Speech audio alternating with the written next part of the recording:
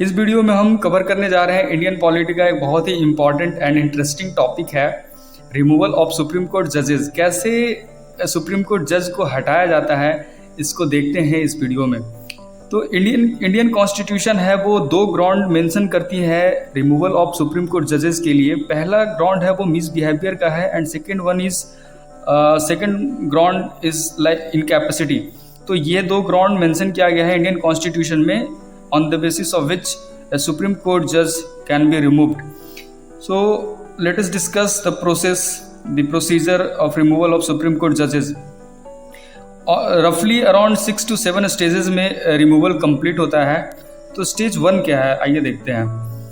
सबसे पहले एक रिमूवल पिटीशन फाइल किया जाता है, लेकिन वो रिमूवल पिटीशन फाइल कौन करेगा? तो ये पार्लियामेंट के का कोई भी हाउस, दोनों में से, चाहे वो लोकसभा हो या राज्यसभा हो, दोनों में से कोई भी रिमूवल पिटीशन फाइल कर सकती है। अगर रिमूवल पिटीशन ओरिजिनेट होता है लोअर हाउस, लोकसभा से ओरिजिनेट होता है, तो मिनिमम कम से कम 100 मेंबर उस पिटीशन को सपोर्ट किए होने चाहिए और सपोर्ट करके वो प्रिजाइडिंग ऑफिसर के पास भेजेंगे। अगर वो राज्यसभा में ओरिजिनेट होता है तो मिनिमम 50 मेंबर हैं जो उस पिटीशन को सपोर्ट करेंगे और वो अपने प्रिजाइडिंग ऑफिसर को भेजेंगे। तो अब चलते हैं नेक्स्ट स्टेज की ओर। तो अगर लोकसभा और राज्यसभा से कहीं से भी, लोकसभा से 100 मेंबर अगर पिटीशन को सपोर्ट किए हैं और राज्यसभा से अगर 50 मेंबर उस पिटीशन को सपोर्ट किए हैं, तो वो अब अपने प्रिजाइडिंग ऑफिसर के पास उसको फॉरवर्ड करेंगे पिटीशन को। यहाँ पे स्टेज 2 में प्रिजाइडिंग ऑफिसर के पास जब पिटीशन आता है तो प्रिजाइडिंग ऑफिसर के पास कंप्लीट इंडिपेंडेंस होता है, कंप्लीट पावर होता है कि वो पिटीशन को एक्सेप्ट भी कर सकते हैं या फिर उनको रिजेक्ट भी कर सकते हैं। अगर पिटीशन एक्सेप्ट कर लिया जाता है प्रिजाइडिंग ऑफिसर के द्वारा, तो फिर वो अगले स्टेज की ओर जाएगा। अगर प्रिजाइडिंग ऑफिसर उस पिटीशन को एक्सेप्ट नहीं करते हैं तो इस पिटीशन को यहीं पे ड्रॉप कर दिया जाएगा।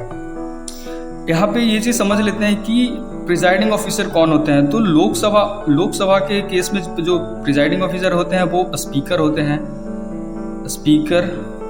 वो लोकसभा के प्रिजाइडिंग ऑफिसर होते हैं। और राज्यसभा के केस में जो प्रिजाइडिंग ऑफिसर होते हैं वो चेयरमैन होते हैं, चेयरमैन। और राज्यसभा के चेयरमैन, एक्स ऑफिशियो चेयरमैन कौन होते हैं? वो हमारे वाइस प्रेसिडेंट होते हैं, वाइस प्रेसिडेंट होते हैं जो राज्यसभा के एक्स ऑफिशियो चेयरमैन होते हैं।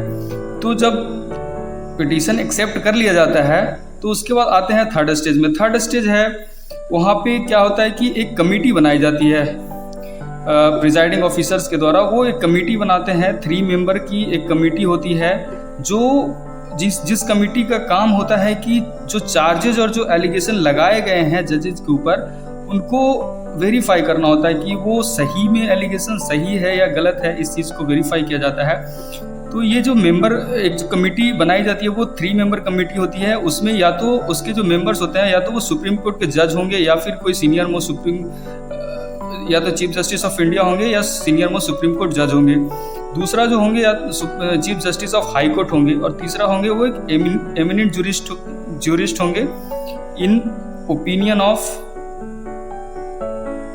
प्रेसिडेंट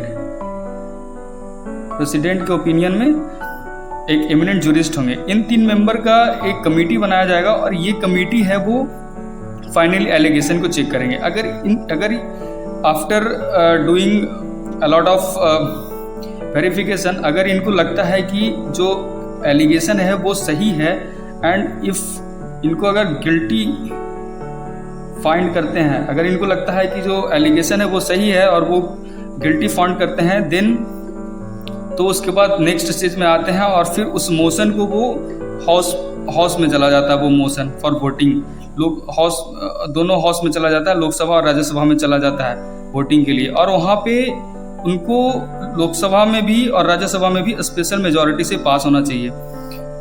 तो यहाँ पे भी एक चांस है कि मे बी यहाँ पे ड्रॉप हो जाए प्रपोजल, यहाँ पे मोशन ड्रॉप हो जाए, तो यहाँ से ही रिमूवल कैंसिल हो सकता है, क्योंकि पार्लियामेंट के दोनों हाउसेस से स्पेशल मेजॉरिटी के साथ पास होना ज़रूरी होता है। अगर ये दोनों हाउसेस से स्पेशल मेजॉरिटी के साथ पास हो जाता है तो फाइनली ये जो मोशन है वो प्रेसिडेंट के पास जाता है, उनके असेंट के लिए, उनका फाइनल सिग्नेचर के लिए जाता है, जिसके बिना कोई भी बिल है वो एक्ट नहीं बनता। किसी भी बिल को एक्ट बनने के लिए प्रेसिडेंट का असेंट जरूरी है। तो अगर जब नेक्स्ट स्टेज में जब प्रेसिडेंट के पास असेंट के लिए आता है वो रिमूवल पिटीशन, एंड अगर प्रेसिडेंट असेंट दे देते हैं, देन अगले स्टेज में फाइनली जो जज हैं वो रिमूव हो जाएंगे। तो दोस्तों ये पूरा प्रोसेस है रिमूवल ऑफ सुप्रीम कोर्ट जजेस।